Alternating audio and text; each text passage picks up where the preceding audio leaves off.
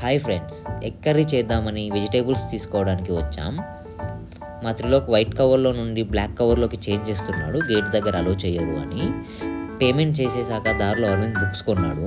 సన్నీని ముందు వెళ్ళమన్నాం, ఎవరైనా పట్టుకుంటారేమో అని. రూమ్కి వచ్చేసాక త్రిలోక్ రైస్ మంచిగా వాష్ చేసేసి హీటర్ మీద పెట్టేశాడు.